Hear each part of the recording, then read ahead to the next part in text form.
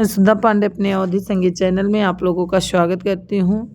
आशा करती हूँ आप लोग अच्छे होंगे, स्वस्थ होंगे, मस्त होंगे। आज बहुत प्यारा नाच गीत लेके आई हूँ, कैसे लगा कमेंट बॉक्स में ज़रूर बताना।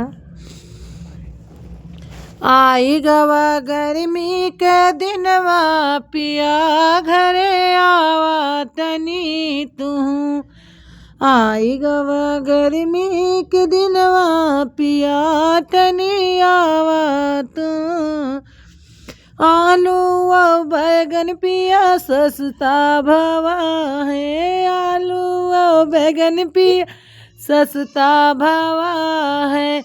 लिट्टी के चोखा बनौत्यो पिया तनी घरे कायौत्यो।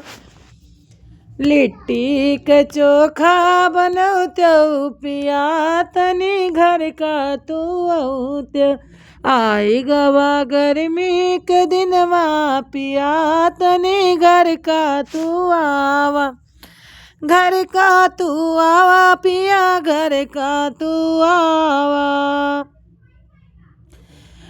बिस्तर या गदा में गर्मी लगत है। गदा या कंबल में गर्मी लगत है। तनकी बेसी लगौत्यो पिया तू घर का जवत्यो। कमरे में एसी लगौत्यो पिया तू घर का जवत्यो।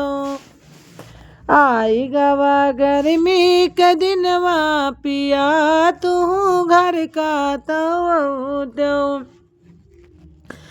औत्यो तो पिया औत्यो।